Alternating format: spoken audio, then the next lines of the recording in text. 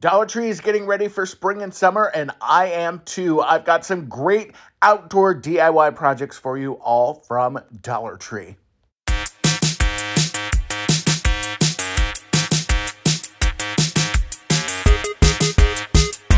Now, with my first project here, we're going to take a garden stake. Sometimes you can find these at Dollar Tree. They're not quite as long as this one. This one did come from a hardware store. It was $1, so it fits within the theme of today's video. You can also find these at Dollar General, so definitely check those out. I grabbed 3 of these directional arrows from Dollar Tree. They were in the Crafter Square section.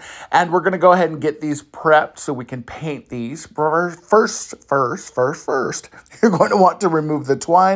And then, of course, remove any of those little staples that are in there and make sure that you're kind of putting them all in the same little pile. That way you can discard them. And then remove, of course, any of those barcodes that are on the back. These actually came off pretty easily. Now, for my paint, I'm using Rust-Oleum. I'm using gloss paint for the most part. The red is a satin paint. I wanted something that kind of reminded me of summer, like a beach ball. So I just grabbed these 3 cans of paint. You can do any color that you want. And for my stake, I'm going to be using white for this one. Go ahead and take either your Cricut or some freehand paints or some stickers, and you're going to start to create some labels for your directional arrows. Now, I am, again, using my Cricut Joy Extra. If you don't have a Cricut Joy Extra, it's not a big deal at all because you can use paint, you can use stickers. There's so many cool varieties at Dollar Tree right now and even at other kind of craft stores. So this is what my signs look like when they're all done. For my stick, I painted this white and it is ready to go as well. For the application of these, first I'm going to kind of figure out where I want to place my signs. I want those arrows to kind of go in different directions. That way it's pointing people to where they can find the surf club and the pool bar and the beach, because I'm recreating this kind of resort style sign for my front yard. So I'm going to go ahead and add some wood glue. Yes, I have a really big container of wood glue and I use a paintbrush for my wood glue. And it's actually a pretty good tip. And then we're going to go ahead and just glue our signs down, and you can play around with these signs too. You could do more than 3 directional arrows if you wanted to. You could also do a lot of really cool things, like you could make an Easter sign. You could make a summer sign. Maybe you don't want to have a resort, but you want to have just some directionals on where the barbecue is and where the fire pit is. You can really play around with this and have a lot of fun. I always like to kind of misplace or kind of redirectional the sign there just so it's pointing kind of in a different way. It makes it feel just kind of nostalgic and it feels like it's been out there for a while. Now, this is a resort, so, this sign's going to be a little nicer than like a beaten down beach sign, for example, but you can actually have a lot of fun with it. This is what it looks like in my front yard. I absolutely love this. The birds seem to love it, and I think it's so much fun. Now for this next DIY, I'm going to be using this wood round. Now this one did come from my hardware store as well, but in the plus section at Dollar Tree, you can find wood rounds as well. Also, grab 3 of these garden kind of plant hangers. You can get these at Dollar Tree, and you're just going to cut off the tags and the screws. In this project, you're not going to actually use these screws because they're too long. So, it's a good idea when you're at the hardware store or when you're out and about, grab a package of screws that you can have different sizes on hand. Now, we are creating a plant stand here, and so for this one, we are going to take these plant hanger stands and we're going to use these as legs on our tabletop here, or on our plant stand top here. So just kind of eyeball it, figure out where you want to place these, and then take a Sharpie or a marker out and go ahead and just set your holes up and just kind of, draw them out so you know where you're going to be drilling. Now, go ahead and pre-drill some holes. You don't want to go super deep with these, just enough to kind of get your screws started. And then this is a little awkward, but you're going to use your screwdriver and you're going to kind of screw these into the wood. Again, because it's such a tight space, it is a little awkward at first, but it does end up working out just fine. And then for mine, I originally was going to paint it, but then I decided that I would stain this as well. or instead. So I'm using my antiquing wax and just an old piece of a towel that I have, and I am just glopping on that stain because this wood, especially on the edges of it, it's going to take a lot of stain for this. And I did this on both sides, and as you can see, it is super, super cute. Now, I don't have any plants outside just yet, but I do have these gorgeous lanterns, and I love the way that this turned out. Super, super cute and really, really inexpensive. Now, my next DIY is really, really fun. This is going to include one of these planters. This came from the Plus section at Dollar Tree. Now, if you are wanting to get this sticker off, good luck. This is probably the worst sticker ever. I don't know why they do these, but take your heat gun and it will come off. Now, this is a solar fountain, and this came from Amazon, and I will link this in the description box below so you can find this one. This one is really cool because it floats by itself. It is solar, and the solar panels are built into the top of this, and then it does come with a lot of really cool like fountain heads and stuff that you can kind of play around with. You can use different size sprayers and things. This one also has these really cool features, which are kind of like straws, and what you do with these is you use them to kind of keep your fountain centered. I think that this is a brilliant, brilliant idea, and somebody that has one of these already in the backyard, this is fantastic because these fountains tend to float over to one side or the other. And with these straws that you're kind of adding on to the sides here, this will help keep your fountain centered. That way, all of your water is not spilling out over the sides of your fountain. And then you'll also want to get a fountain that is adjustable with these sprays because some of them are very aggressive, and then some of them are not so aggressive, and you want to be able to kind of, control that feature. By the way, too, if you are not a subscriber of my channel, definitely check out my channel some more and subscribe. I would love that so, so much. And if you are a subscriber of mine, thank you so much for being here. Now, for the rocks, I'm going to go ahead and put some rocks in the bottom of my fountain because I do want this to just kind of be stable, right? These are big, they're plastic, they're lightweight. I don't want them to blow over. Obviously, when you put water in it, that's going to weigh it down as well, but the rocks just kind of help it. Now, as you can see, my straws are a little bit too long, but that's okay. You are just going to mark them with a Sharpie. These are literally like drinking straws almost. So they're super, super easy to cut. I just did this with a regular pair of scissors, and I just did it to where my fountain was going to be centered. All you have to do is just kind of snip off right where you marked it, and you can just move on. There's nothing else that you need to do to it. If you want to make sure it's nice and straight and, even, you could certainly do that, but they're going to be under the water, so you're not really going to see it anyway. Now, when you do get all of this ready to go, you are done. All you have to do is go outside. This is so much fun. You're going to go outside. You're going to fill up your fountain. By the way, my planters, they don't have any plants in them yet, so don't judge too much. Look how beautiful this is. And this spray is a little aggressive. I did adjust it down, but look how nice this is. This lights up at night because it charges throughout the day, and then it has lights. I really, really love this. I think I paid about $15 for this sprayer or for this fountain, and it's so, so cute. Now, this next DIY is super, super easy. You're going to grab a Frisbee, and you're also going to grab a plant hanger, and you can get both of these at Dollar Tree. And you're going to want to, of course, remove that beautiful sticker that's in the middle of there. It was not hard to get that off at all, which was great.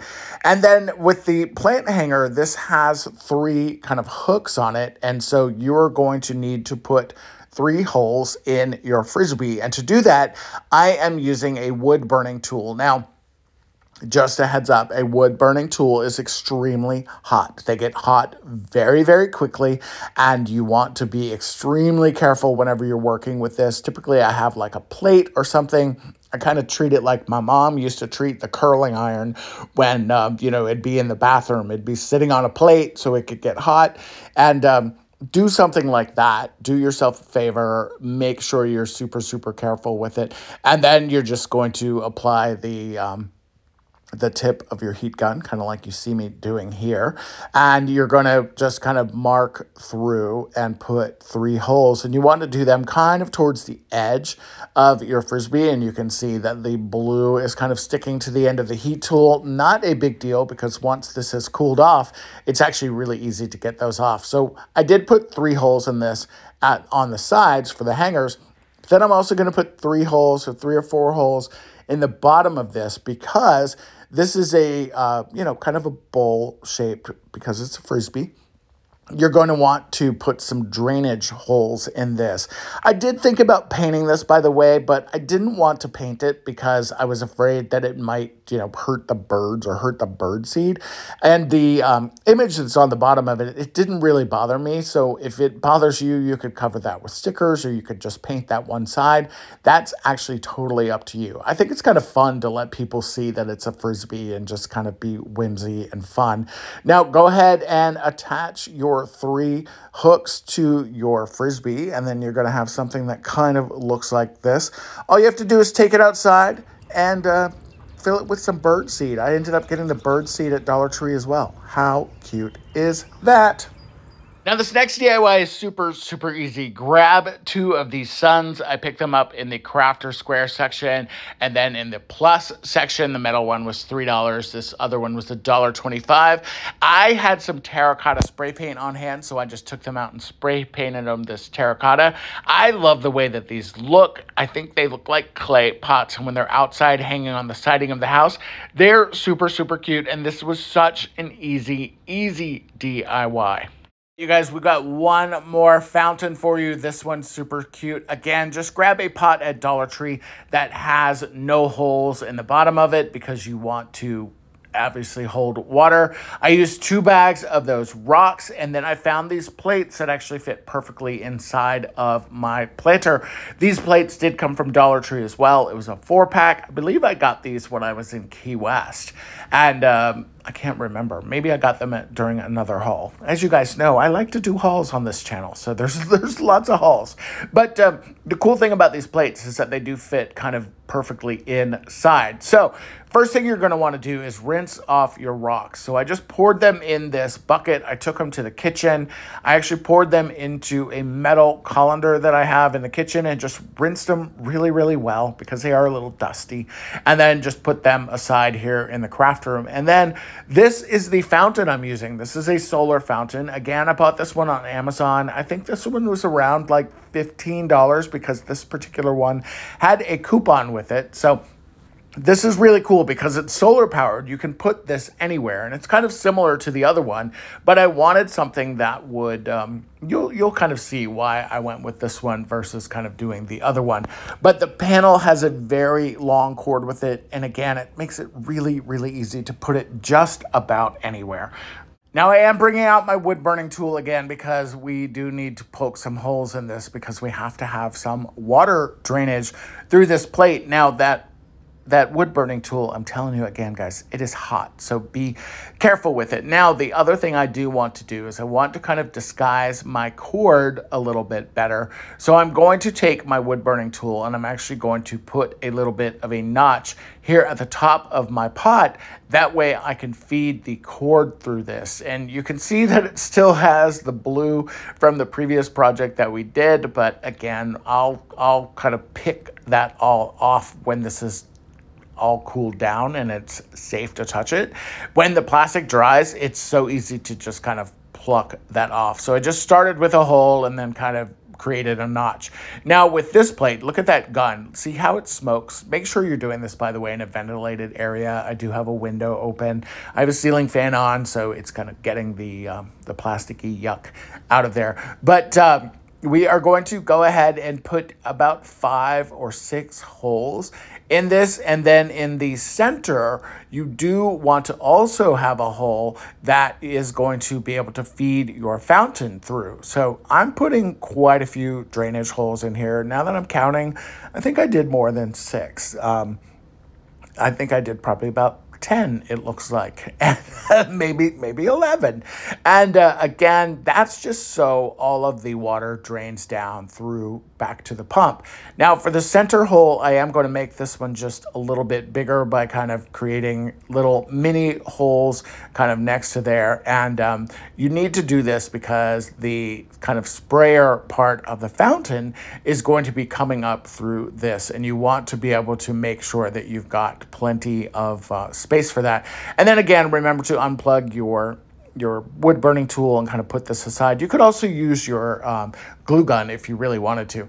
Now, see how this is going to fit down through here? That is kind of the idea with putting that center hole in there.